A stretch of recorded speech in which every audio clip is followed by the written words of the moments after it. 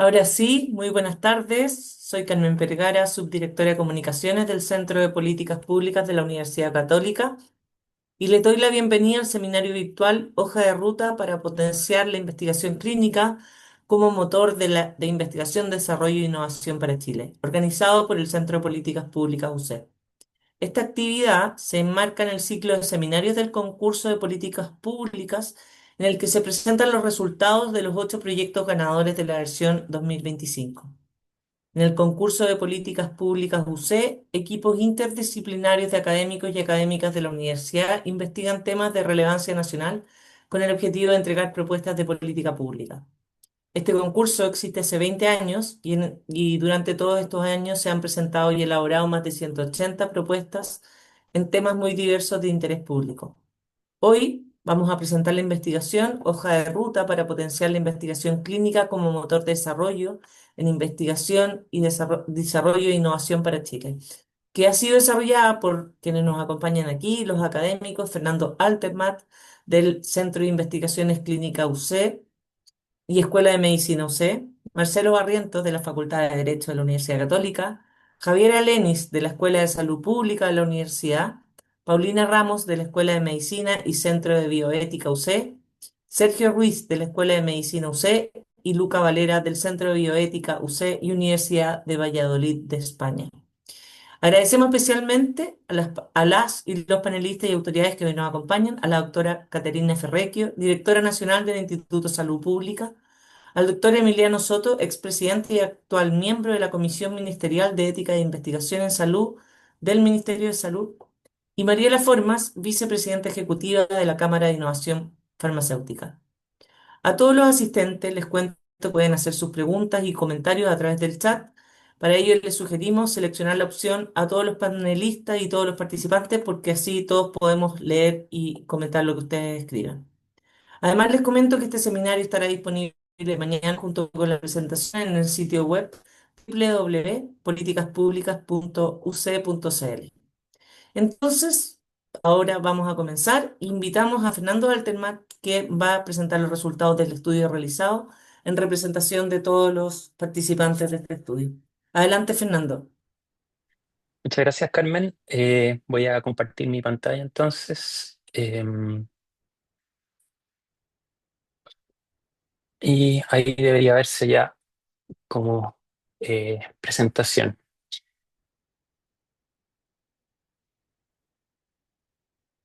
Perfecto. Am, a modo de contexto, y cuando hablamos de investigación clínica y cómo esta puede ser un motor de desarrollo tanto de investigación, desarrollo e innovación, nos vamos a mover un poco atrás a definir de qué se trata cuando hablamos de investigación clínica y específicamente probablemente una de las unidades más básicas de ella, que son los ensayos clínicos. Un ensayo clínico es un estudio de investigación en salud diseñado para evaluar la seguridad, la eficacia y los efectos de nuevos tratamientos, medicamentos, vacunas o dispositivos médicos en seres humanos. Estos estudios son considerados la herramienta más robusta para determinar si una intervención produce los resultados esperados y si sus beneficios superan los riesgos. Son considerados el estándar de oro para generar recomendaciones clínicas de alta calidad. Desde el punto de vista no solamente del desarrollo en términos de la investigación, sino desde el punto de vista del impacto económico global, la industria farmacéutica y los ensayos clínicos, particularmente de la industria farmacéutica de innovación, invierten más de 200.000 millones de dólares anuales en investigación y en desarrollo, convirtiéndose en el sector que más dinero dedica a I+D en el mundo. En este momento existen más de 6.000 medicamentos en desarrollo en algún proceso de investigación que son largos procesos que pueden tomar incluso a veces decenios en que finalmente una molécula promisoria termine siendo un fármaco que pueda ser comercializado. Y a nivel mundial existen aproximadamente más de 2.700 compañías involucradas en este segmento específico de farmacéuticas de innovación, por una inversión anual de más de 200 billones de dólares en investigación y desarrollo. En este momento, cerca del 71% de los aproximadamente 4.000 ensayos clínicos que se están conduciendo en el año 2024 se concentran principalmente en cuatro áreas terapéuticas: oncología, inmunología, neurología y cardiovascular. Esto habla un poco del reflejo de las líneas en las cuales se está investigando y generando eh, nuevos desarrollos desde el punto de vista de terapias para el manejo de patologías y la prevalencia o la importancia que como la industria, pero también los países están asignando a esas patologías y a los problemas de salud que estos involucran. Dentro de ello, los ensayos clínicos de terapias avanzadas además han crecido una tasa importante de más de un 20% anual desde el año 2017 y actualmente representan alrededor del 16% del pipeline de innovación. Y esto es particularmente importante porque estas terapias avanzadas, como por ejemplo CAR T-cell therapy o stem cell therapies, son áreas en las cuales probablemente la manera en la cual enfrentemos esto desde el punto de vista regulatorio y legislativo representa nuevamente desafíos desde el punto de vista de la manera en la cual nos aproximemos y incentivemos o desincentivemos la realización de este tipo de investigaciones. Desde el punto de vista económico, los ensayos clínicos y la investigación clínica tienen cinco dimensiones importantes. La primera es la inversión directa en I+D. Cada ensayo clínico implica alrededor de entre 3 y 6 millones de dólares en infraestructura, recursos humanos, laboratorios e insumos que se inyectan en hospitales y universidades o centros de investigación locales. Se produce además transferencia tecnológica, dado que los ensayos impulsan la modernización de los sistemas de gestión, bioética y control de calidad según estándares internacionales. Y esto es particularmente importante considerando el efecto de los estudios multicéntricos e internacionales, en los cuales tiene que existir una armonización y homologación del desarrollo de todos estos sistemas a nivel de cada uno de los países. Además, a nivel local, ofrece un acceso temprano a terapia. Los pacientes que participan como voluntarios en estos ensayos acceden muchas veces a tratamientos de última generación sin costo, reduciendo muchas veces la presión sobre el sistema de salud público. Sirven además como un elemento de atracción de la inversión. Un marco regulatorio ágil atrae la inversión extranjera directa y genera una diversificación productiva que es extremadamente atractiva para los países y para su desarrollo en estas áreas de desarrollo económico mucho más sofisticado. Y esto permite un posicionamiento internacional, contribuyendo entre el 0,1 y el 0,5% del PIB en economías avanzadas y reforzando la reputación del país. Es, por tanto, una búsqueda desde el punto de vista de las naciones el tratar de desarrollar este tipo de actividades, no solo por el impacto que tienen desde el punto de vista de la salud, sino también del de impacto económico. Mirado en globo, pero ahora a nivel local, el desarrollo de evidencia local es también importante desde el punto de vista de la atención de salud. Los resultados del ensayo clínico serán aplicables a una población específica en la medida que la muestra del ensayo sea representativa de esa población.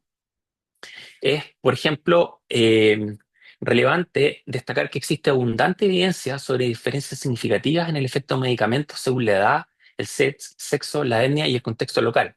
Por ejemplo, se ha documentado importantes diferencias en los niveles de respuesta inmunológica frente a vacunas dependiendo del país de estudio. Y esto es explicado por factores genéticos y contextuales. Por lo tanto, dónde se realizan los estudios y dónde se prueban los nuevos medicamentos no es irrelevante desde el punto de vista de la efectividad que posteriormente estos demostrarán. A su vez, esta investigación clínica representa una política de desarrollo. Como decíamos, a nivel local genera inversión, atrae capital extranjero y recursos para investigación, desarrollo e innovación, permite además generar talento y generación de empleos altamente calificados y retención de científicos e investigadores.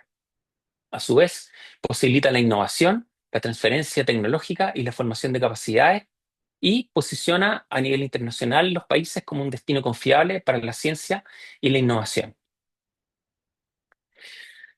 Desde el punto de vista de la situación actual de la investigación clínica en Chile, Chile en este momento dentro de Latinoamérica está posicionado como uno de los países en los cuales se realiza la mayor cantidad de ensayos clínicos por millón de habitantes.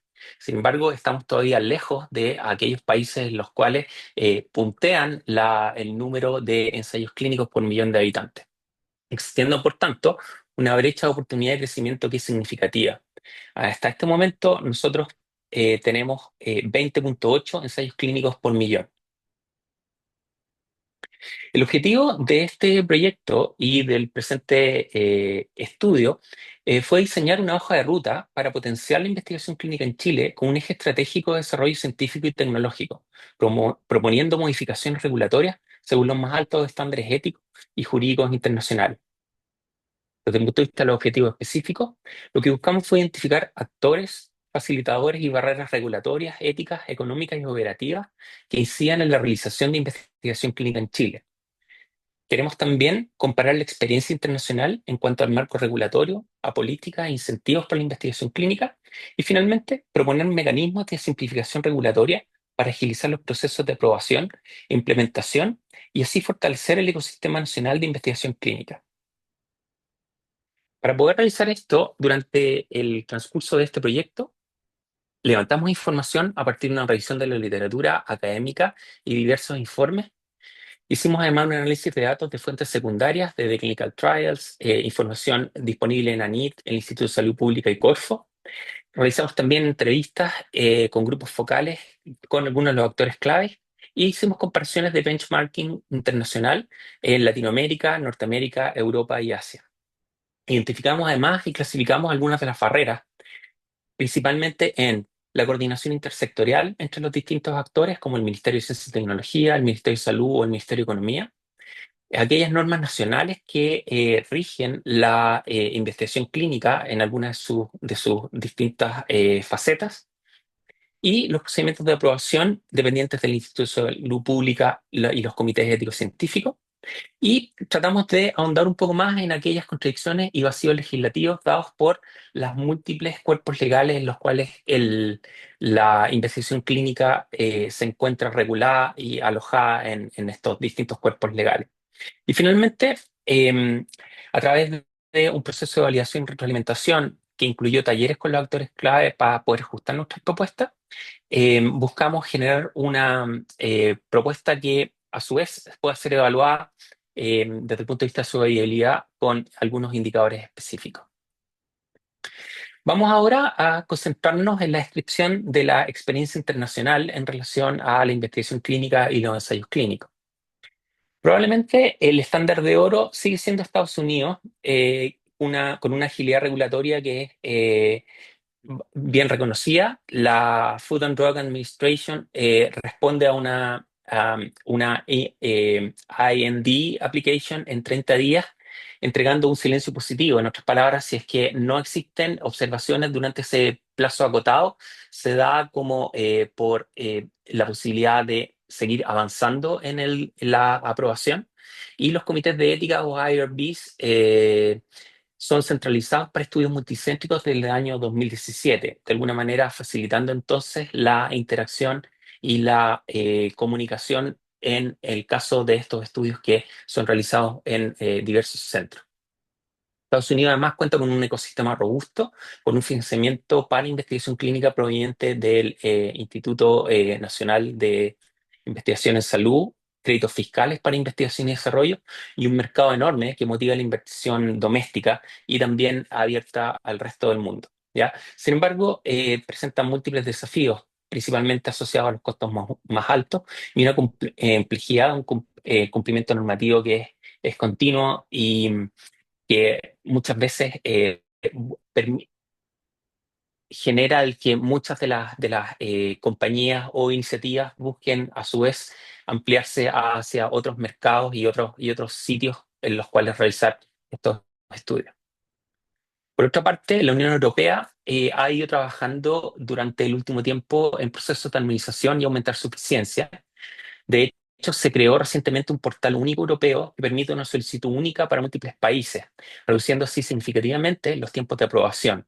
De hecho, se busca apuntar a una reducción de casi un 20% del tiempo, lo que permite hablar de casi en promedio un ahorro de un mes en todo el proceso de aprobación de los estudios clínicos, ¿ya? Se está trabajando además en una solicitud única para todos los Estados miembros que desde el año 2022 está en implementación plena con un sistema que está completamente operativo. Y esto ha permitido que algunos países hayan ido desarrollando de manera muy ágil la investigación clínica. Particularmente virtuosa ha sido la experiencia española en la implementación, no solo a nivel europeo, sino también a nivel nacional, local en España. De hecho, otros países dentro de la región han ido copiando estos modelos. Asia probablemente es el nuevo polo de innovación. Más de la mitad de los ensayos mundiales entre el 2017 y el 2021 se realizaron en el área de Asia-Pacífico, principalmente impulsados por costos que son relativamente más bajos comparados con Estados Unidos y Europa, además por su gran capacidad hospitalaria y por la armonización de sus marcos regulatorios. Algunos ejemplos de esto, probablemente el más evidente es China, que ha ido potenciando su velocidad y la escalabilidad. De hecho, desde el año 2017, su agencia regulatoria introdujo un licenciamiento implícito. Si tras 60 días de la tramitación no existen objeciones, el ensayo se considera aprobado. Y programas pilotos entre el año 24 y 25 han buscado reducir a 30 días la aprobación para medicamentos innovadores. Existe además en China la clasificación de empresas biofarmacéuticas como de High Tech and New Technology Enterprises con impuestos corporativos reducidos, lo que de alguna manera incentiva y facilita el desarrollo de este tipo de industria en ese país. No es de sorprendencia entonces que al año 2023 la cuota global de ensayos clínicos comerciales de China es de alrededor de un 18% y hasta este momento lleva a casi un tercio de la actividad global del desarrollo de fármacos. Corea del Sur muestra un modelo de fomento que es integral. Ha buscado alinear sus buenas prácticas clínicas con la Conferencia Internacional de Armonización a nivel, digamos, mundial. Ha desarrollado además una agencia, la CONNECT, en ejercicio desde el año 2014, dedicada al desarrollo de la infraestructura en torno a investigación clínica, la atracción de inversión externa y la formación de capital humano, ya sea como coordinadores, monitores e investigadores. Y a su vez, trata de centralizar y coordinar aquellas iniciativas que desde el punto de vista nacional son consideradas como estratégicas o claves. Desarrolla además desde el punto de vista económico incentivos tributarios con incentivos fiscales a la investigación y desarrollo en Big Pharma. Y lo que busca como un posicionamiento de país es presentarse como alta calidad y costo efectivo versus Estados Unidos y Europa.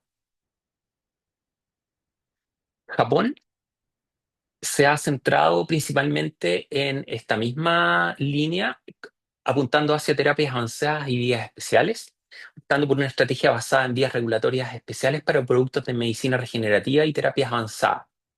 Tiene una asignación de prioridad de revisión para productos innovadores que son desarrollados en Japón y una aprobación condicional que permite el uso comercial con datos preliminares sujeto a estudios posteriores y un seguimiento post comercialización mucho más estrecho.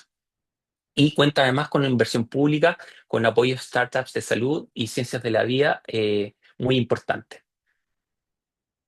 A nivel de Latinoamérica, recientemente, en los últimos 5 años, han aparecido nuevas políticas regionales implementadas para captar investigación clínica y desarrollarla, como en Argentina el año 2024, donde se introdujeron incentivos fiscales y simplificaciones administrativas significativas. Brasil este año actualizando su legislación para facilitar la investigación clínica con procesos más ágiles. Y México, a su vez, incorporando el impulso a la investigación clínica en el Plan de Desarrollo Nacional al 2030.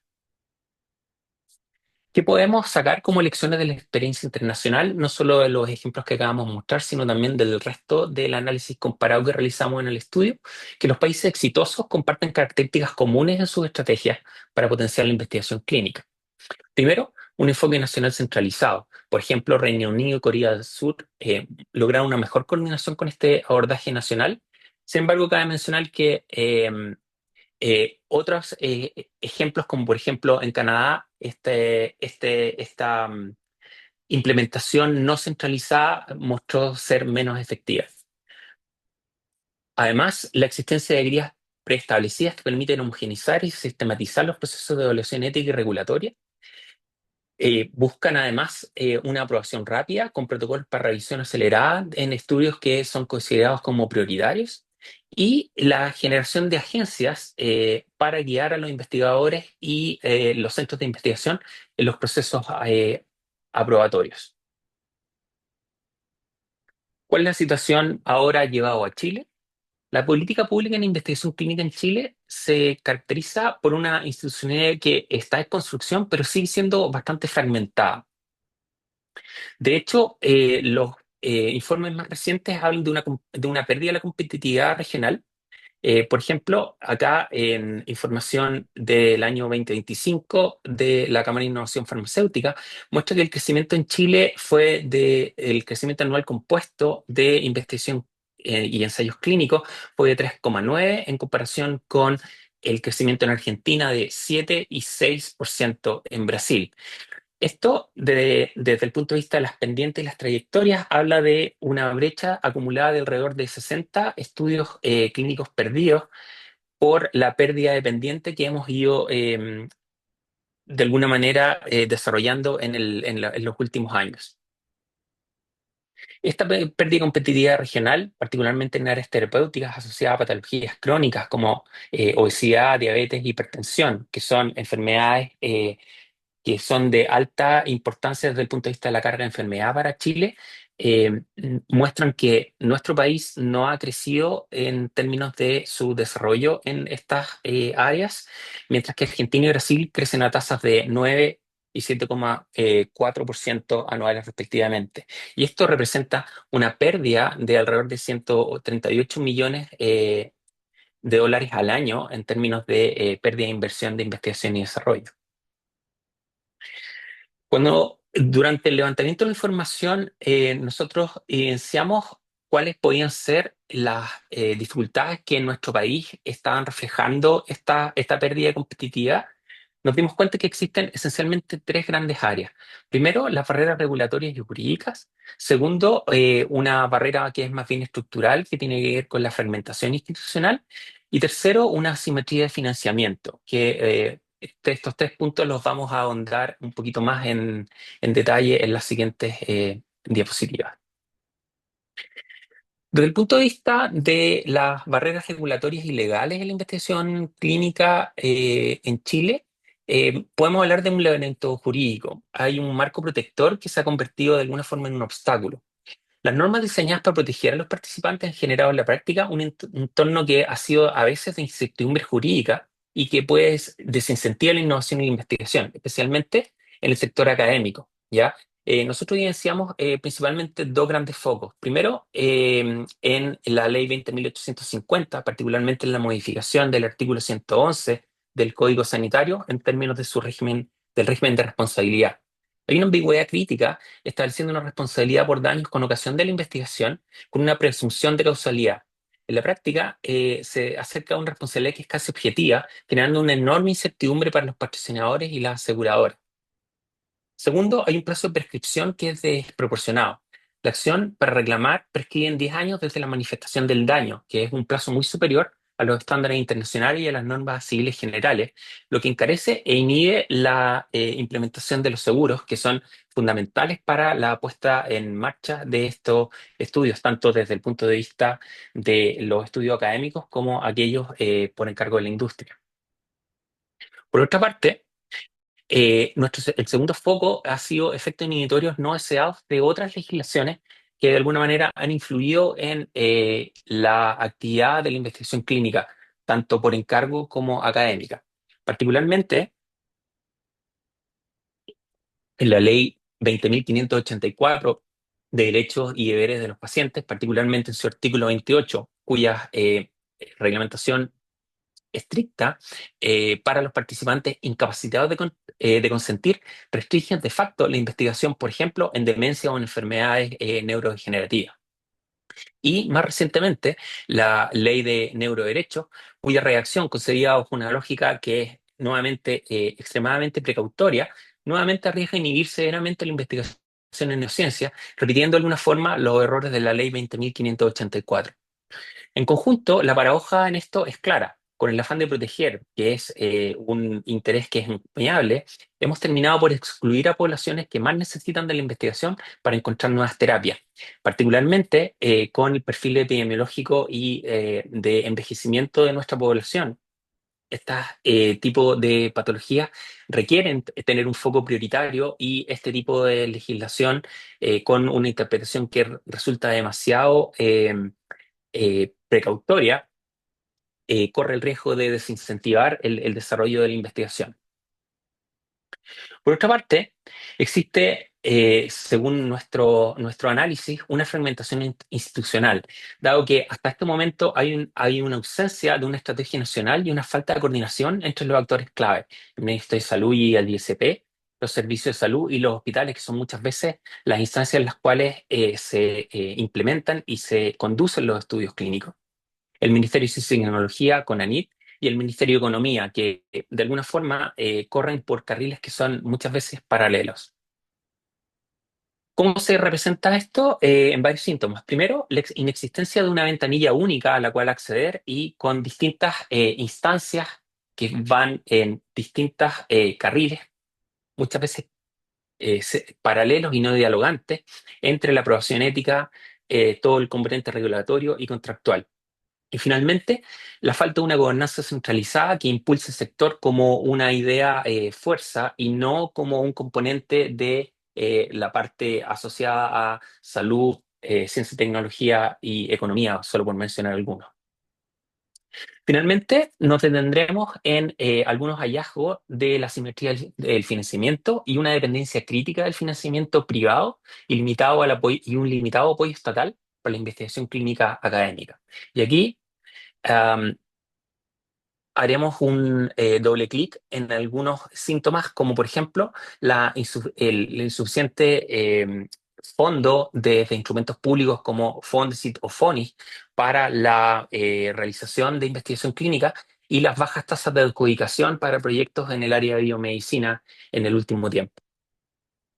De hecho, después de haber analizado los datos que presentaremos a continuación, podemos decir que de alguna forma estamos en algún grado de crisis en la investigación clínica académica. Un país que busca desarrollar investigación y desarrollo debe asignar recursos públicos para la realización de investigación básica y aplicada, sobre la que se fundamente la futura innovación de factura local y que busque un alcance global. Este es un gráfico que muestra el número de ensayos clínicos aprobados anualmente por el Instituto de Salud Pública entre el año 2017 y el año 2024, según su financiamiento.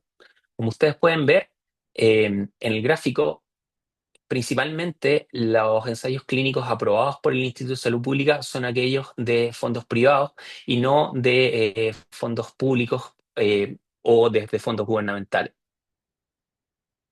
¿Cuáles son los áreas de los ensayos clínicos aprobados entre el 2017 y el 2024? Dependiendo del área terapéutica, son principalmente oncología, broncopulmonar, inmunorreumatología, gastroenterología, neurología y muchas otras. Como pueden ver, ahí existe un correlato entre el tipo de patología asociada con una muy clara importancia del área de oncología y de cáncer, lo que de alguna manera también se condice con la importancia relativa que este tipo de patologías tiene para la salud pública de la población. Este es un gráfico que muestra el número de proyectos Fondesit anuales postulados y adjudicados entre el año 1988 y el año 2025. Como ustedes pueden ver, el número de proyectos ha experimentado un incremento significativo a partir del año 2015 del número de proyectos postulados. De la misma forma, había un incremento no tan manifiesto de el número de proyectos adjudicados.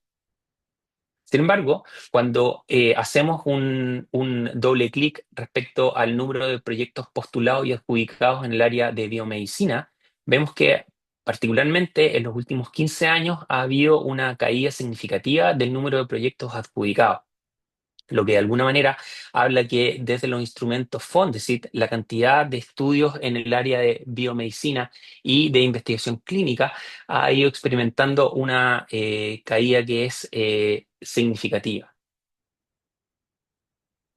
De hecho, el porcentaje de estudios Fondesit en biomedicina por año, como ustedes pueden ver, alcanza un niveles que son extremadamente bajos, particularmente en el último tiempo, con un pequeño incremento probablemente en torno a algunas iniciativas o estudios asociados a la pandemia COVID en el año 2020. Una de las posibilidades es que finalmente lo que haya ocurrido es que desde la línea Fondesit muchos de los estudios o la investigación clínica hubiesen migrado hacia otros instrumentos de ANIT, como por ejemplo FONIS, que están más orientados a investigación en salud. Sin embargo, al hacer un análisis más detallado del porcentaje de estudios adjudicados por FONIS en biomedicina, vemos que la proporción de estudios es extremadamente baja. Por lo tanto, desde el punto de vista de nuestra hipótesis de que haya habido una migración desde los estudios Fondesit a el instrumento FONIS, no se ve reflejado en los datos que fuimos capaces de recoger. De hecho, de más de las 3.000 postulaciones, perdón, FONIS desde el año 2004, solo 60 estudios publicados cumplen criterios de biomedicina con enfoque terapéutico, ya sea como fármacos, suplementos, cirugía o vacuna. Esto, a su vez, junto con una tasa de adjudicación FONIS que va en torno aproximadamente a entre un 3 y un 6%, siendo un 3% en la tasa del año 2025, refleja las dificultades para obtener recursos para investigación en salud. Desde el punto de vista de otros instrumentos como FONDEF, el área biomédica y medicina en particular está bastante relegada. A pesar de ser un instrumento diseñado para la investigación aplicada, la cantidad de estudios aprobados en medicina es escasa, con solo 882 proyectos totales entre el 2018 y el 2024, solamente 32 están en el área de tratamientos y dispositivos, lo que es un porcentaje total financiado de menos de un 4%. Con todos estos datos, finalmente nuestra propuesta es de generar una hoja de ruta para un periodo tentativo entre el año 2026 y el año 2036 destinado a transformar el ecosistema de investigación clínica en Chile, para poder pasar desde un esquema principalmente reactivo a uno centrado en la protección y el cumplimiento mínimo de estándares, hacia un enfoque integral que combine la protección de derechos, la generación de evidencia de alta calidad y el impulso decidido en la innovación en salud. ¿Cómo proponemos hacer esto? Esencialmente con 6 ejes estratégicos. Uno de una política nacional de ensayos clínicos, otro de una reforma regulatoria pro innovación, un tercero en la creación de una agencia chilena de ensayos clínicos, facultar y potenciar incentivos fiscales y financieros para reducir el costo marginal y orientar inversión hacia áreas prioritarias de investigación, eh, incentivar programas prioritarios de algunas áreas que en este momento han sido desatendidas y potenciar redes de centros públicos y regionales, con miras a descentralizar y vincular al fortalecimiento del sistema público. Esta primera eje es pensar en una política nacional a 10 años plazo con un marco estratégico explícito que oriente el desarrollo de los ensayos clínicos en Chile, cuyo objetivo sea un crecimiento duplicando los ensayos de fase 1 a 3 autorizados al 2036, utilizando como basal lo que tenemos o tendremos al año 2026, potenciando además el desarrollo de estudios académicos, aumentando la proporción de la investigación académica con fondos desde fondos gubernamentales y incentivando la descentralización y el desarrollo de estudios a partir de centros fuera de la región metropolitana. Fernando, ¿Sí? ya estamos en la hora, entonces para que vayamos. Ah, perfecto. Sí, estoy terminando ya. Da. Desde el punto de vista de el segundo eje, una reforma regulatoria con el objetivo de reducir barreras normativas y administrativas, manteniendo al mismo tiempo altos estándares éticos y de protección de derechos fundamentales, modificando plazos de prescripción, generando una plataforma nacional dependiente del Instituto de Salud Pública y homologando algunos modificaciones que ya se han implementado con objeto y a propósito, por ejemplo, de la pandemia COVID y el desarrollo de una ventanilla única. El tercer eje es la generación de una agencia chilena de ensayos clínicos para una institución especializada con el objeto de coordinar, promover y fortalecer el ecosistema de ensayos clínicos a nivel nacional. Un cuarto eje de incentivos fiscales y financieros para la investigación, desarrollo e innovación clínica, con créditos tributarios ampliados, depreciación acelerada, tasas preferenciales y fondos concursables potenciados para ensayos académicos de fases tempranas y locales. Potenciar programas prioritarios, principalmente focalizados en estudios y capacidades en áreas de alto valor sanitario y baja oferta histórica de estudio. Y finalmente, programas prioritarios y una red nacional, con el objeto de descentralizar la investigación clínica y vincularla al fortalecimiento del sistema público de salud. ¿Cuál es el objetivo? Que la investigación clínica no sea solo un instrumento científico, sino un verdadero motor del desarrollo de la investigación, desarrollo e innovación, que tenga impactos económicos, tecnológicos y sanitarios. La idea, en el fondo, es pasar un enfoque de protección con promoción, salvaguardando a los participantes, pero con incentivos claros para desarrollar más y mejor investigación clínica. ¿Ya? Nosotros pretendemos que esta agenda permita recuperar el liderazgo regional, atraer inversión y alinear la producción de evidencia con los principales desafíos sanitarios del país, reforzando el carácter de la investigación clínica como un bien público al servicio de la población. Gracias. Muchas gracias, Fernando. Bueno, vamos a dar ahora inicio al panel de comentarios. Les cuento que los invitados que tenemos hoy tuvieron acceso al informe final del estudio con anticipación y ahora le vamos a dar a cada uno 8 minutos para que puedan exponer sus comentarios sobre el resultado y las propuestas que hace el equipo académico. Vamos a comenzar con Caterina Ferrecchio. Ella es médico cirujana de la Universidad de Chile, cuenta con un magíster en salud pública en la misma casa de estudio y también tiene un máster en salud pública en la Universidad Johns Hopkins de Estados Unidos. Es profesora titular de la Escuela de Medicina de la Universidad Católica y actualmente es directora nacional del Instituto de Salud Pública. Adelante, Caterina. Tienes Gracias. 8 minutos y yo te aviso cuando te quede poco.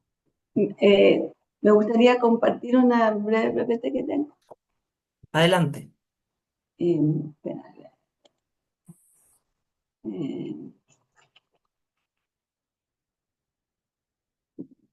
eh, ¿Dónde está el compartir? No lo encuentro. ¿Será raise hand? En los tres puntitos donde Bueno, dice más, ahí debería aparecer compartir. no me aparece. Ya bueno. Share, espérate, está acá. Perdón, como que había dejado de usar el Zoom hace un rato. Ya. Bueno, miré la hoja de ruta y estoy de acuerdo en casi todo. Lo único que, bueno, lo primero que quiero decir que es verdad que habemos varias autoridades y es verdad que no estamos bien coordinadas y es verdad que no tenemos una plataforma ni ventanilla única. Tenemos una cantidad de leyes bien grandes. No estoy segura que haya contradicciones, sino que son avances de las nuevas, pero sí son, y si encuentran contradicciones sería bueno que la pusieran en el informe. Bueno, nosotros tenemos una tarea que es clave. Y ahora yo creo que ustedes hablan de investigación clínica y yo cambié a ensayos clínicos, porque en realidad son ensayos clínicos, porque la investigación clínica es mucho más amplia y no le compete al ISP. A nosotros solo nos compete aquellos investigación clínica que usan medicamentos, dispositivos médicos o vacunas, por ejemplo. Entonces, ese es nuestro espacio. Y yo creo que ese espacio es tan particular y complejo que hay que tratarlo como separadamente de la investigación clínica en general. Por ejemplo, el cambio en estilos de vida, qué sé yo, intervenciones psicológicas, esas cuestiones que no tienen medicamentos ni nada, no entran al instituto. Entonces, con ese marco, en ese marco restringido a esto, pienso que el instituto debería jugar un rol como el FDA. ¿no es cierto? Porque acá tenemos nuestro FDA, que es la ANAMED. Porque nosotros somos los que vamos a aprobar el producto farmacéutico para el ensayo clínico, vamos a fiscalizar los centros productores y lo vamos a certificar con sus buenas prácticas clínicas. Y además vamos a hacerlo, porque estamos trabajando en eso, como un nivel mundial. ¿Qué quiere decir? Que vamos a cumplir la Global Benchmarking Tool de la OMS, de tal manera que lo que se hace en Chile puede ser aceptado en Japón y en Estados Unidos. ¿Sí? Entonces, eso, el MinSal tiene toda la parte bioética y tiene también se supone que tiene que haber la Comisión Nacional de Bioética, se supone que tiene una comisión ministerial de ética y una oficina de bioética. Digo se supone porque no está muy claro de que existan, o sea, por lo menos no está muy claro para mí. De hecho, yo tuve una necesidad cuando estaba trabajando full en la Católica. Toda mi vida me dedicaba a la investigación y tenía que ir a la oficina a pedir cualquier cosa, una excepción. Tenía que ir al ministerio y no encontré el encargado. Me dijeron que tenía que ir a la Ceremi. Entonces, por eso lo puse en rojo porque no sé. Las Ceremi tienen sus comités, pero no están coordinados. Nosotros tenemos un rol con las Ceremi. Quiero decirles que nosotros estamos en este momento tratando de reforzar, porque es parte de nuestro Global Benchmarking, tener alineada todas las Ceremi. Y dentro de estas cosas que tenemos que alinear a las Ceremi con nosotros también está esta relación con los ensayos clínicos. Las Ceremi están muy frágiles, igual que el Instituto de Salud Pública. Todo lo que es salud pública del Ministerio de Salud está muy frágil porque todos los recursos se van a la parte redes clínica. Y ustedes pueden ver el presupuesto, por ejemplo, para el 26, prácticamente no sube, más allá del aumento de precios, no sube el presupuesto ni de la atención primaria, ni de la Ceremi, ni el nuestro. Solo los hospitales se llevan todo. Y eso es un problema, porque realmente si queremos tener una institución fuerte, no se trata de hacer más leyes, no se trata de crear más comisiones nacionales ni oficinas, que tampoco van a tener plata para funcionar, sino que de reforzar lo que tenemos. Y yo creo que es clave, es totalmente clave. Por ejemplo, yo no puedo lograr que un médico lidere nuestro centro de ensayos clínicos, de revisión de ensayos clínicos, porque es muy bajo el sueldo, porque en el instituto no se reconoce la ley médica. Si se reconociera la ley médica, ya con eso tendríamos un avance, como se reconoce en todos los sistemas de salud. Entonces hay cuestiones así que yo creo que si de verdad queremos mejorar esto, necesitamos que nos apoyen ustedes con este tipo de estudios, mostrando la fragilidad que tiene el instituto, que tiene su responsabilidad. No es falta de voluntad, es falta de recursos humanos y falta de recursos para poder contratar expertos en ensayos clínicos. Porque ha sido, mi meta es mejorar esta cuestión, pero les juro que no tengo herramientas, es muy difícil. Bueno, tenemos, ya ustedes lo dijeron esto, las regulaciones, hay varias regulaciones, yo no les encontré contradicciones propiamente tal, sino que muchas leyes, pero no me pareció que fuera un problema. Me preocupa, acá están ordenadas los marcos que son para investigación física, investigación clínica, las guías. Lo que nos pasa, por ejemplo, que viene la ley, después tiene que venir el reglamento. El reglamento nuestro para ensayos clínicos lo tiene que aprobar el Ministerio de Salud y está desde agosto. Nosotros ya tenemos mandado y estamos esperando su aprobación. También tenemos un problema con la autonomía, que por ejemplo la farmacéutica, la empresa farmacéutica lo tiene súper claro, porque hay cosas que nosotros mandamos y pasan años a veces que los ministerios, entre que cambia un ministerio y llega el otro, y no se atreven a partir de nuevo con un cambio, por ejemplo, usar receta electrónica, poner código de barra en vez de tarjetitas, bueno, miles de cosas que se quedan. Entonces es peligroso que el ente técnico esté en el Ministerio de Salud. Es súper importante que esté fuera, que sea autónomo, para regular lo técnico. Entonces necesitamos reconocimiento de la ley médica, por lo menos, eso ya nos ayudaría. Más autonomía para regular, por ejemplo, nuestro reglamento que se va al ministerio cuando acá hay más experiencia para ese tema. Y ahí ya va a cambiar en marzo otra vez, qué sé yo. Entonces, ese es un tema. Y lo otro que nosotros estábamos subiendo en ensayos clínicos, lo acabo de calcular, subíamos 12% del 22 al 23, del 23 al 24, perdón, subimos 12%. Entonces estábamos como subiendo. Yo espero que tal vez lo que ha pasado ahora tenga que ver con dos cuestiones.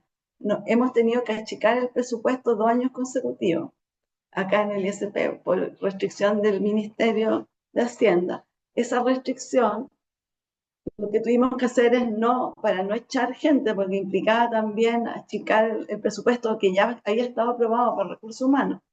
Para no echar gente, no hemos repuesto cargos. Esa ha sido mi política para poder cumplir con el 5 y 10% de baja en recursos humanos.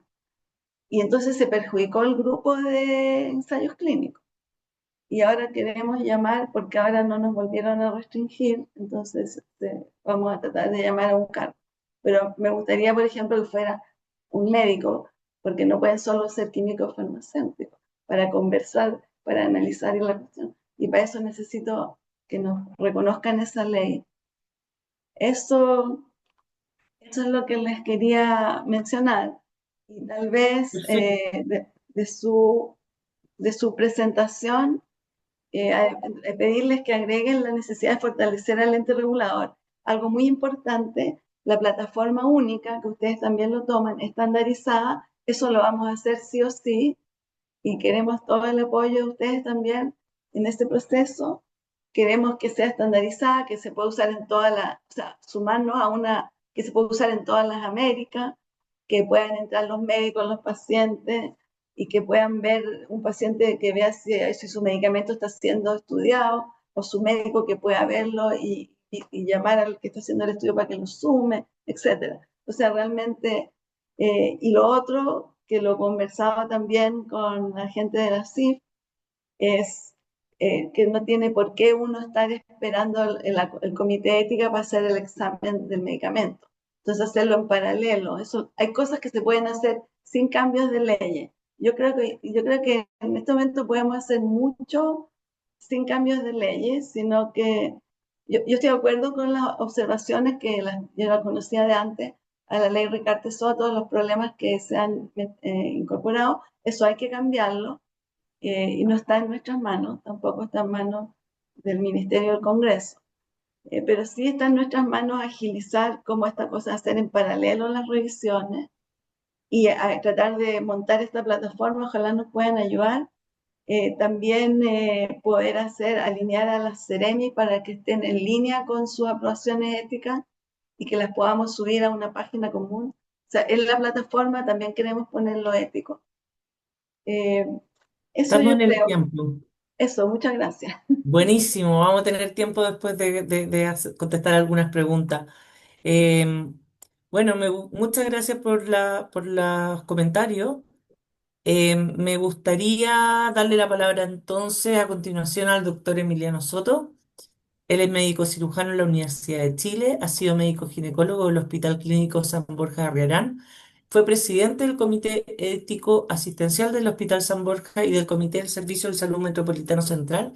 También fue presidente de la Comisión Asesora de Ética de la Investigación en Salud del Ministerio de Salud, comisión de la que sigue siendo miembro actualmente. Adelante, Emiliano, tienes 8 minutos y te aviso cuando quede poco tiempo. Muchas gracias.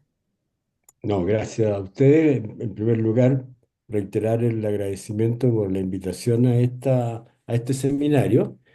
Y para analizar esta propuesta de hoja de ruta que tuve el tiempo para poder revisarla, de lo cual uno puede concluir de que se trata de un excelente trabajo porque hace una revisión bastante exhaustiva acerca de los diferentes aspectos que implica la investigación clínica.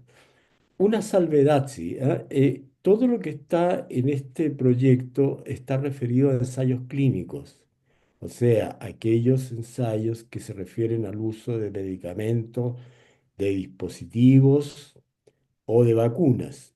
Entonces, a mí me preocupa una duda en términos de que, por ejemplo, cuando se grafica en el estudio cuál es el aporte financiero que se hace a este tipo de estudios, solamente está circunscrito a la parte de ensayos clínicos o de investigación general en la parte biomédica, porque aparece ahí una diferencia bastante marcada en lo que es la inversión la inversión privada en relación a la inversión pública. Hay que tener en cuenta, como decía también la doctora Ferrecchio, de que investigación en el área médica va mucho más allá de aquellos proyectos de investigación que implican el uso de lo que es medicamento, dispositivo, vacuna. Y eso hay que señalarlo porque en lo que atañe al área nuestra, que es el área de la ética de la investigación, nuestra labor va mucho más allá y esa labor es compartida con un gran trabajo que hacen los comités de ética.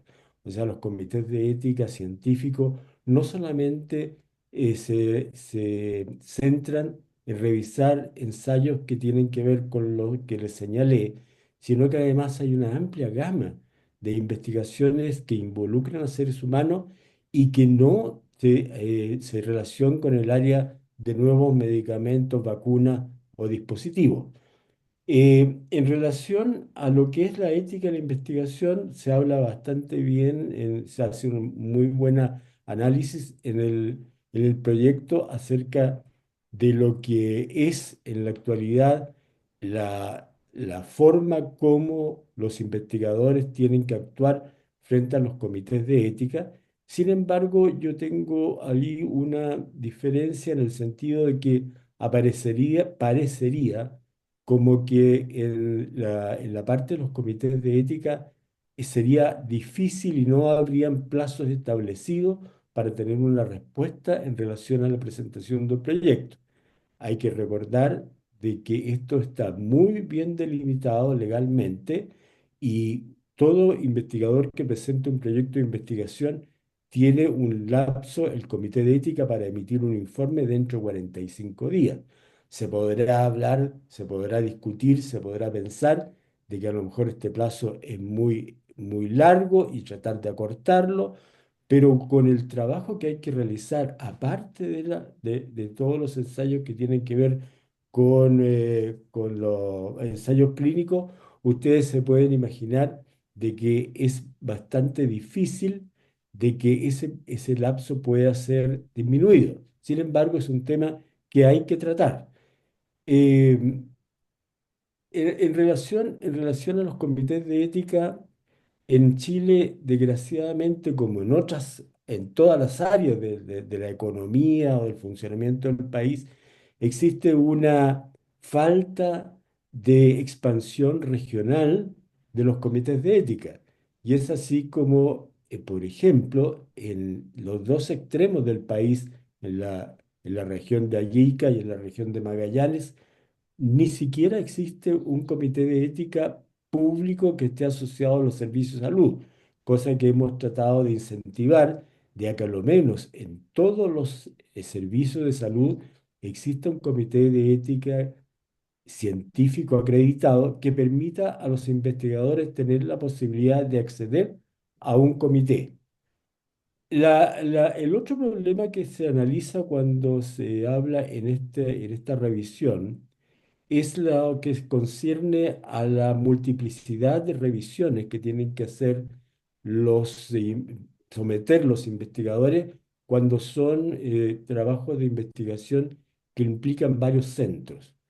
La ley específica en Chile señala de que basta con que un comité de ética acreditado apruebe un proyecto de investigación para que este proyecto pueda ser llevado en cualquier parte, en cualquier región, en cualquier lugar del país.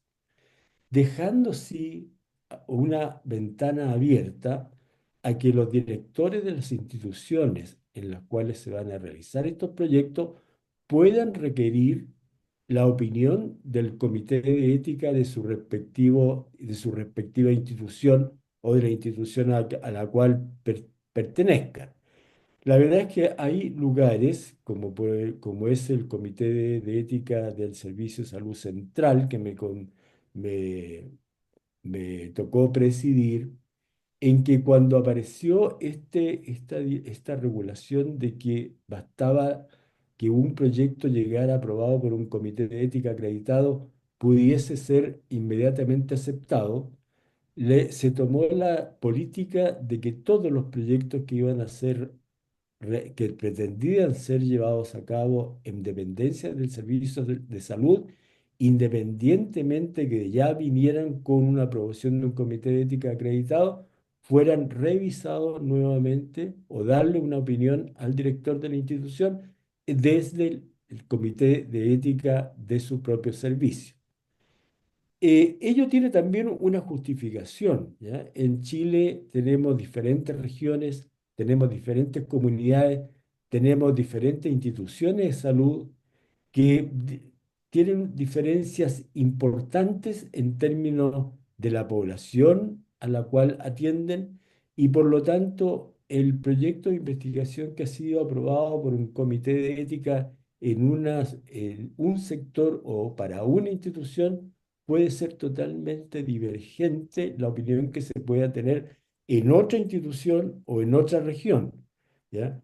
Eh, el otro aspecto que hay que tener presente es que la responsabilidad del Comité de Ética Científicos no solamente se centran en la revisión y aprobación de un proyecto de investigación, sino que la responsabilidad está también en el seguimiento del proyecto. Es necesario de que no solamente se reporten todos los eventos adversos o que los investigadores estén cada vez entregando información respecto al avance del proyecto, sino que dentro de esta responsabilidad, los comités de ética deberían hacer visitas a los centros de investigación para comprobar de que las reglas éticas que fueron aprobadas en la revisión del proyecto se mantengan durante el transcurso de la realización del proyecto. Y esto complejiza bastante porque como muchos aspectos de nuestro país, estamos con problemas de número de personas que están componiendo este tipo de comité. Y hablando del tema del seguimiento, es también ilógico que un proyecto de investigación que se está haciendo en dos regiones tan diferentes del país como puede ser la región de Tarapacá y la región de la Araucanía, por poner un ejemplo, eh, tenga la aprobación de un solo comité de ética, ya que este comité de ética, puede ser el comité de ética en la región de Tarapacá, se le va a hacer imposible un seguimiento adecuado al proyecto que está realizándose en su región y básicamente o más importantemente en la región que está tan distante como es la región de la Araucanía. De Estamos en modo el tiempo, doctor. de Sí, modo, ir de modo cerrando. tal que, gracias, de modo tal de que hay bastantes aspectos en los cuales se puede comenzar y llegar a avances. Me parece que lo central de lo que se ha presentado, de lo que están presentando los investigadores en esta hoja de ruta, es esto que le llaman un centro, en el fondo, de articular las actividades de los distintos actores. Ética, comités de ética, Ministerio de Salud, Instituto de Salud Pública, la industria farmacéutica, para que así se pueda elaborar, o más que elaborar, se pueda centralizar una política que ya existe, pero que está totalmente descoordinada en términos de los diferentes actores que participan en ella. Gracias. Muchas gracias, doctor Soto. Y vamos entonces ahora a presentar a nuestra tercera panelista. Ella es María de las Formas, es ingeniera comercial de la Universidad Católica y MBA de Simon's College Boston. Y desde 2019 es vicepresidenta ejecutiva de la Cámara de la Innovación Farmacéutica. Adelante, Mariela, también tienes 8 minutos y te aviso cuando estés en el tiempo. Gracias. Muchas gracias, Carmen. Muchas gracias por la invitación. Respecto del estudio, no podemos estar más de acuerdo como Cámara de Innovación Farmacéutica de cómo se recogen efectivamente en los 7 ámbitos las necesidades de fortalecer la innovación clínica. Algunas precisiones que quizás sería interesante hacer respecto al documento es, en primer lugar, respecto a cómo se clasifica la I+D para poder ser comparables con los países, principalmente con los países de la OCDE, y cómo nosotros nos comparamos con los países no solo de la OCDE, sino de la región y a nivel mundial. Y es respecto de la I+D que aplica para ser considerada I+D, se refiere a lo que está en el contexto del manual de Frascati, y es que aporta a las nuevas, que son nuevas investigaciones, y eso es básicamente investigación clínica que va en fase 1, 2 y algunos acotados en fase 3. Y cuando hablamos de investigación clínica, a grosso modo, principalmente la academia, en general, por lo menos en Chile, es muy poco lo que hace de investigación que aporta la I+D bajo el concepto que se utiliza a nivel mundial, que es el manual de Frascati. Entonces, yo creo que el universo quizás sería, que sin embargo es tremendamente relevante y un tremendo aporte, especialmente en el contexto de nuestro país, pero que creo que a nivel de comparación internacional sería interesante poder dividir esos mundos para poder tener una homologación y una comparación que efectivamente en términos tanto de inversión como de aporte, la I+D en términos de porcentaje respecto del PIB, estemos homologados y podamos apuntar a políticas que sean efectivas. Entonces, ahí me parece que podría haber un aporte en el fondo a la revisión del documento, sería interesante poder dividir esos dos temas.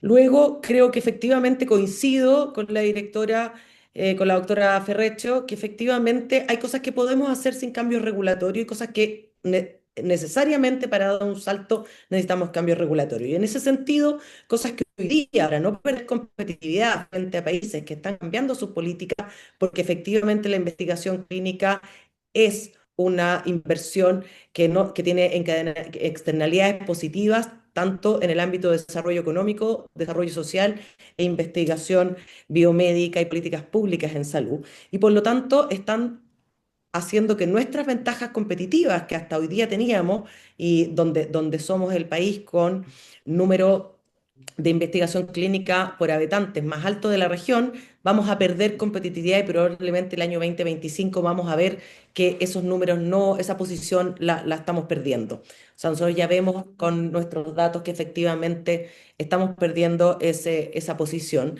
Y hay cosas que yo haría, que creo que sería interesante incorporar muy de corto plazo, como son los tiempos de aprobación regulatoria. Y ahí muy de acuerdo con la directora, creo que hay 3 ámbitos que podrían aborcarse ahora ya, en estas próximas 2 semanas, para poder revertir los números más negros en el fondo, menos favorables que vamos a ver el 2025, y son tiempos predecibles y comparables internacionalmente. Dar certeza de los tiempos de aprobación regulatoria es clave para poder revertir lo que hoy día tenemos. Y ahí tenemos cosas de muy corto plazo que podemos hacer, que efectivamente aplicar, como muchos otros países lo hacen, el silencio administrativo y Reliance. Y creo que con eso, sin cambios legislativos, solamente con un tema de gestión, podríamos tener, efectivamente, tratar de mantener nuestra competitividad para el año 25. Después, en segundo ámbito, cosas más de mediano plazo, o de corto mediano plazo también, incorporar los procesos integrados, tal como decía la directora, la doctora Ferrecho. Creo que eso también sería un aporte a dar certeza en los tiempos y a poder efectivamente mantener esta competitividad en los tiempos. Fortalecimiento institucional, clave. Efectivamente, el ISP necesita más presupuesto, totalmente de acuerdo, y necesitamos que efectivamente haya un proceso, no solo un proceso integrado de registro que puede hacerse en paralelo, algo que se puede aplicar ya, sino que también se necesita más presupuesto y tener personas con la capacitación adecuada, fortalecida, que nos hagan tener un Instituto de Salud Pública competitivo frente a lo que ya están haciendo los países vecinos. Apostar por la I+D y por la investigación clínica en hospitales nos parece que es fundamental y es algo que hemos ido fortaleciendo con el trabajo de la Mesa Transversal de Investigación Clínica que ya tenemos hace casi 2 años.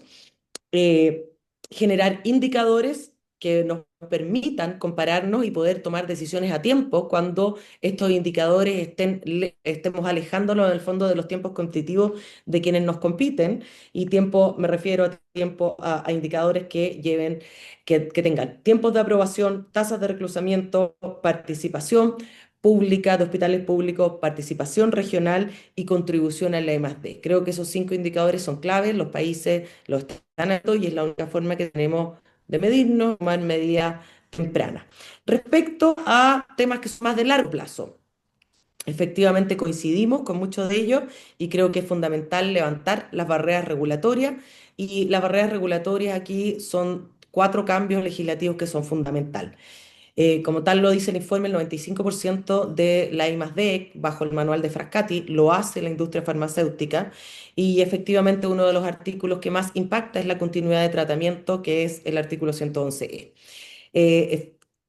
Obviamente queremos proteger a nuestros pacientes y jamás se ha dado el caso de una desprotección de los pacientes, pero sí tenemos que ser competitivos y tener una legislación que sea comparable con la legislación de tanto de la región como de los países OCDE. Y en ese sentido lo que esperamos es que efectivamente haya una homologación de la legislación tanto en la continuidad de tratamiento como en el artículo 111C que afecta más perdón, el 111 que afecta más a la academia por lo costoso que implica los seguros que deben contratarse, pero sin duda la continuidad de tratamiento en el artículo 111C y el artículo 17 para el 95% de la investigación clínica que hoy día se hace en Chile y que nos ha llevado a los lugares, a la posición en investigación clínica que tenemos hoy día, es para la industria farmacéutica la continuidad de tratamiento indefinida, que expone una incertidumbre que hace que sea muy costoso para Chile ser competitivo a pesar de tener estas ventajas comparativas en términos de la calidad de sus científicos, la infraestructura y hasta ahora, perdona doctora Ferrecho, pero hasta ahora los tiempos de aprobación eran una ventaja comparativa para Chile y este año vemos con mucha tristeza que estamos perdiendo ese lugar. Así que esperamos que en las próximas 2 semanas podamos revertir esta tendencia y efectivamente podamos hacer que los tiempos vuelvan a ser predecibles y una ventaja competitiva pese a las barreras regulatorias. Ay, ay, muchas gracias, Mariela. Muy en el tiempo, así que se agradece. Me gustaría ahora darle la palabra a los académicos que participaron de este estudio, a ver si tienen algún comentario sobre lo que se ha dicho y que puedan responder lo comentado, etcétera, para después ver algunas preguntas a los panelistas. No sé si alguno de ustedes, Fernando, adelante.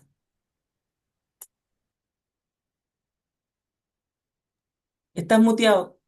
Sí, estaba tratando de mirar si es que alguien del equipo quería hacer algún comentario adicional respecto a los temas. Solo mencionar a la doctora Ferrecchio uno de los puntos que resulta bien interesante, que tiene que ver con lo que mencionaba respecto a las contradicciones. Yo creo que concuerdo en que probablemente no es algo que sea como muy extenso, pero sí es claro, por ejemplo, que hay un conflicto, por ejemplo, entre el artículo 28 de la ley 20.584 y lo que está vertido, digamos, la ley de discapacidad, digamos, en la cual en la práctica lo que estamos haciendo con el artículo 28 es generar un impedimento para que personas con discapacidad cognitiva puedan participar o beneficiarse de su participación en ensayos Sí. clínicos. Entonces ahí hay una situación que es un poco contradictoria respecto a cómo se interpreta una ley respecto a la otra, en la manera en la cual se aborda, digamos, un tema. Y eso probablemente se relaciona con el hecho que ninguna de las dos son leyes que cuyo foco principal es investigación, ni investigación clínica o en seres humanos, sino que están vertidas en otras leyes que están como distribuidos en cuerpos legales que son un poco distintos. Y eso hace que a veces no dialoguen también entre sí y a veces sean incluso un poquito contradictorios.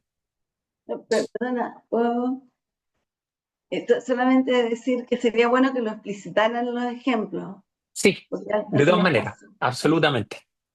Lo tenía anotado. Gracias, doctora. Buenísimo. Ahí, Javiera, adelante. Yo, bueno, quería agradecer a todos los panelistas y quienes comentaron el documento. Ha sido un interesante trabajo y es interesante también ver cómo hay cierta consistencia en las opiniones de los distintos actores, de necesidad de tener una institucionalidad o una gobernanza o una forma de desfragmentar esta situación y la necesidad también de ir mejorando nuestra capacidad para hacer investigación, digamos. O sea, eso es una buena noticia, digamos, que estamos un poco de acuerdo en esto, independiente de qué cosas sean más fáciles para ir avanzando y qué no. Yo sí quería, me parece que es entendible la perspectiva del doctor Soto, ¿no es cierto?, en relación a los comités de ética, de la necesidad de que localmente también se puedan revisar ciertos procesos. Pero sí creo que que en el fondo es importante también tener un equilibrio ahí, ¿verdad? Porque si uno quisiera hacer estudios representativos nacionales, tendría que pasar por eh, 50 comités de ética, ¿no es cierto? Entonces ahí dónde está el equilibrio, ¿verdad? En qué, hasta dónde llegamos y en la práctica hoy día los comités de ética están cobrando un fee, muchos de ellos, y eso pone también un incentivo de revisar todos los proyectos que pasen por sus instituciones. Entonces también ahí se genera una situación que es compleja, creo yo, y importante de revisar, porque en la práctica si hay un comité de ética más central que fuera capaz de comprender la realidad nacional, uno podría también pensar en, en una, en una situación como esa, ¿verdad? O sea, parte de hoy día se vuelve muy difícil hacer estudios multicéntricos que tengan tanto participantes de la zona norte, central y sur, digamos, porque implica una gran carga en términos de revisiones éticas, cuando uno esperaría que la revisión ética estuviera velando por los principios éticos y eso debería ser universal en todo Chile, sin duda, en el fondo. Entonces, eso también creo yo que ahí debiera haber un cierto equilibrio en términos de un balance, ¿no es cierto?, de cómo poder apoyar también estudios multicéntricos. Adelante, Caterina. Gracias. No, es muy corto que cuando me tocó hacer el estudio en que participó la Javiera, de evaluar el BPH, el test de BPH versus el Papa Nicolau, un estudio grande que hicimos en el Sótero. En esa época, que era, no sé, hace 25 años, no, por ahí, en esa época el instituto, el comité de ética que representaba al ministerio, que actuaba como central para todo Chile, estaba en el Sotero del Río. Y me acuerdo que yo le fui a presentar al comité de ética porque íbamos a usar la autotoma hace años cuando mucha gente todavía ni sabía lo que era el virus papiloma. Entonces, ellos hacían como rol nacional, pero estaba el concepto de cuando era una cuestión multicéntrica, era un solo comité de ética para todo Chile. Y como el ministerio no es estable, se van, entonces estaba en el Sótero, no me acuerdo el nombre del doctor que lo dirigía, que ya no está. Pero a lo que yo veo es que eso estuvo un rato en Chile y después desapareció. Pero obvio que tiene que ser así. O sea, como eso, ¿no? Muchas gracias, Paulina. Dos puntos. El primero, si los comités de ética están acreditados, ¿por qué tienen que pasar en la misma región metropolitana y no hay una homologación del criterio? O sea, no creo que haya tanta diferencia entre, ¿cómo se llama? del río y la situación del norte, entonces de un hospital de la región metropolitana central y otro del norte. Es la primera pregunta, ¿para qué hacer tanto esfuerzo? La segunda es que la verdad que nunca en los 45 días se aprueba ningún protocolo. Eso porque a pesar de las prerevisiones se convierte más burocrático. Pero lo tercero que me preocupa y me ocupa es que, como ven, la normación que es del Consejo de Organizaciones Internacionales de las Ciencias Médicas, que para todos los efectos es soft law y nos obliga, en la pauta 5 y en la 21, obliga a los patrocinadores que los participantes que se beneficien o intervengan durante la investigación tengan acceso al fármaco o ¿cómo se llama? Es una norma que ya a nivel internacional se está pidiendo. Entonces, ahí la continuidad, el cambio regulatorio, la continuidad del tratamiento con esta norma de tanta visión me hace bastante ruido. Solo esos dos puntos. Gracias. Muchas gracias, Paulina. No sé si alguien más quiere comentar. Si no, yo tengo algunas preguntas más generales. Sí, Emiliano, adelante. Mira, en relación a los comités de ética, eh, les repito que basta un comité de ética acreditado para que apruebe un proyecto para que éste pueda ser ejercido, ejecutado en cualquier parte del país. El tema es que la responsabilidad final, desde el punto de vista legal, de cualquier problema que ocurra en un proyecto de investigación, la va a tener quien debe velar por los pacientes que son incorporados en dicho proyecto de investigación. Y la persona al que le recae esta responsabilidad es al director de la institución. Entonces, es el director de la institución el que tendrá que tomar la decisión de si acepta que el protocolo sea o no visto nuevamente por el comité de su institución.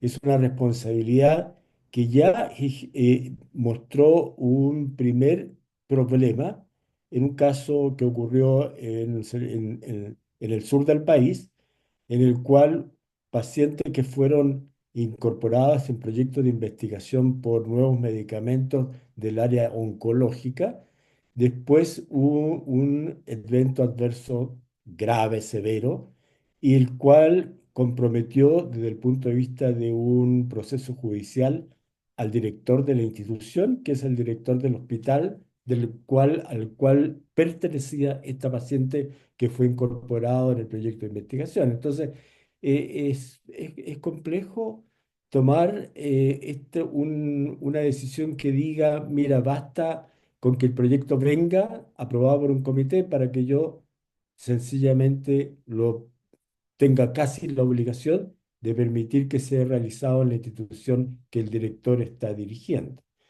En relación a la acreditación de los comités de ética, hoy día la acreditación de los comités de ética está centralizado en los CEREMIS, ¿ya?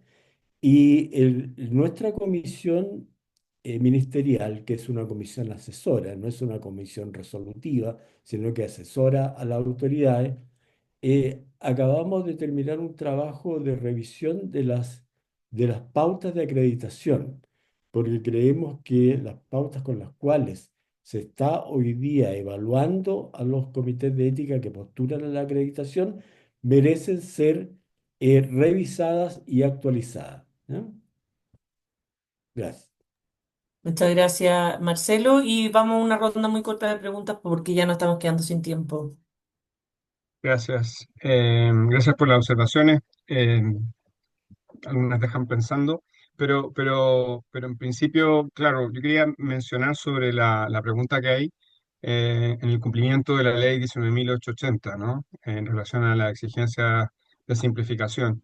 Y bueno, ahí en la práctica, si bien se ha mejorado en términos de volumen y sobre todo de la modernización, hay un problema todavía que persiste, que es la homologación completa de la exigencia. eh, se encuentran con cierta, digamos, deficiencia de la ley 19.880, pero en realidad no, en la práctica uno puede echar de menos todavía que se generen indicadores con ciertos reportes o que por lo menos haya una homologación de la exigencia. Lo que no pasa simplemente por llevar todo a sistema digital, sino que también hay una situación respecto de los recursos con que cuenta el Estado para que eso funcione. Y eso del todo caso, no ha logrado un objetivo fundamental porque desde el punto de vista del proceso sigue habiendo diferencias y sigue habiendo una situación de recursos que no se ha cubierto. Entonces, si bien hay un mandato en la ley que exige celeridad y eficiencia, en la práctica uno se encuentra con diferencias que no se han asumido. Y ahí hay una cuestión respecto de la administración que debiera mejorar.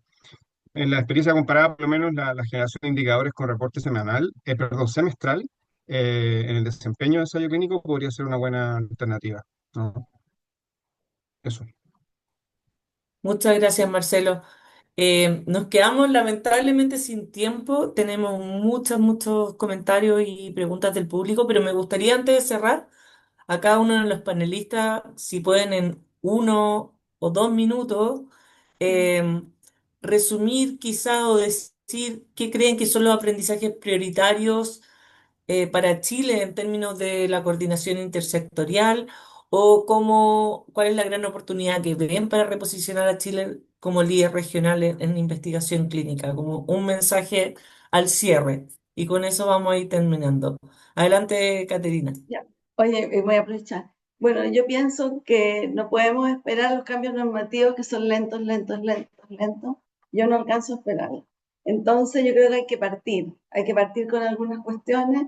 El tema es, eh, el gobierno digital nos obliga, la legislación, a tener todo digitalizado.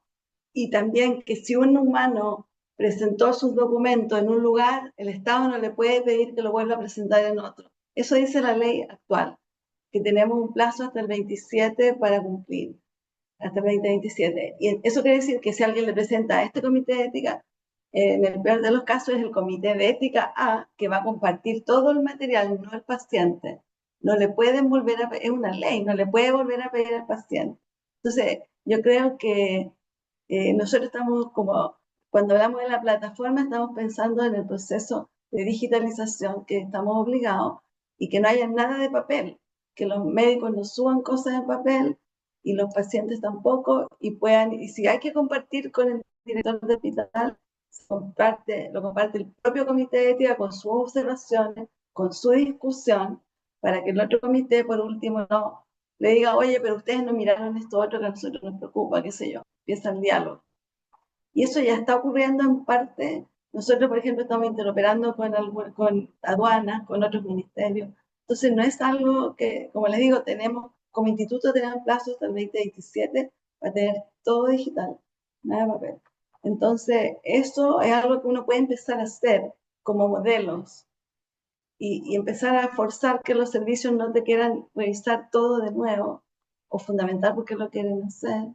No sé, pues yo creo que hay una práctica, yo empujaría mucho más empezar a hacer cosas que poner solamente marcos teóricos que no vamos a demorar un montón. Eso. Ese sería mi mensaje. Gracias. Muchas gracias. Siguiendo el orden, Emiliano, está muteado. Cortito, alguna Mira, clave. primero felicitar a los autores de este proyecto. Creo que es un proyecto que deja, hace pensar mucho, ¿ya? Y de lo central, repito que yo creo que lo básico es que se establezca alguna entidad que pueda coordinar, ¿ya?, la acción de los diferentes actores. Y yo pienso que dado todas las,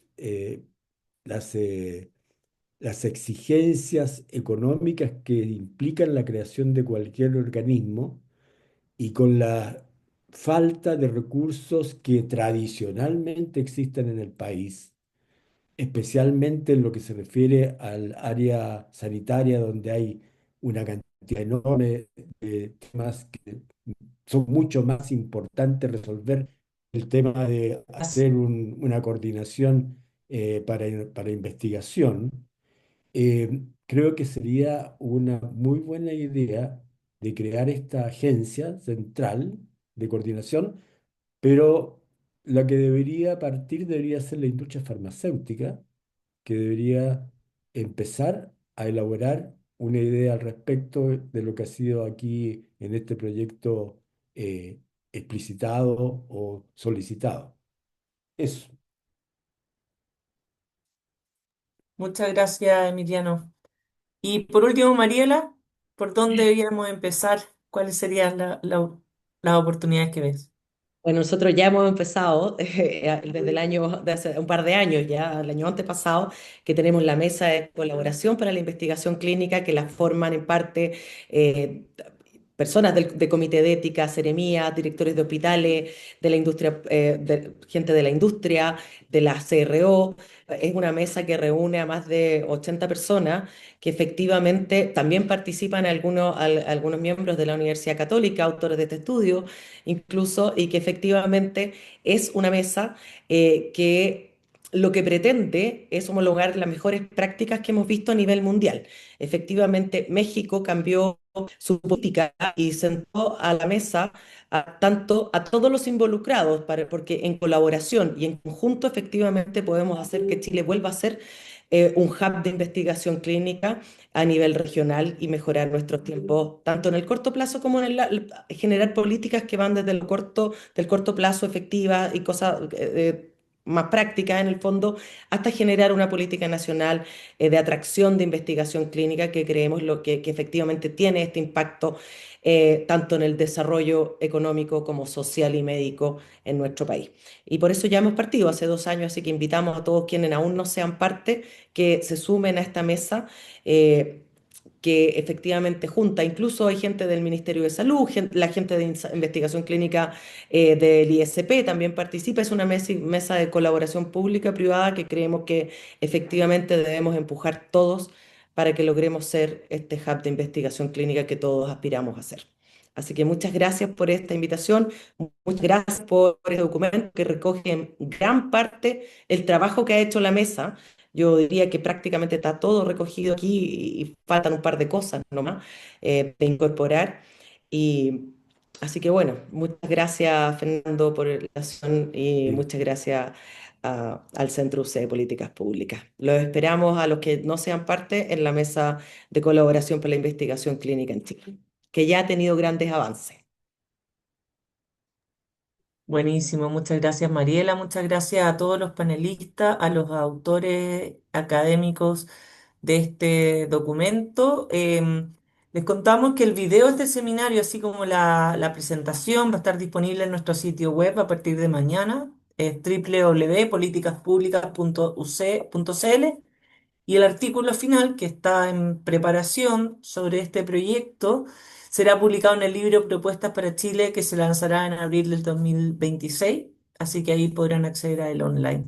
Agradecemos mucho la presencia de todos y ojalá tengamos luego una nueva oportunidad de seguir conversando. Que estén muy bien. Muchas gracias. Que esté muy bien. Un gusto. Chao, muchas gracias y felicitaciones.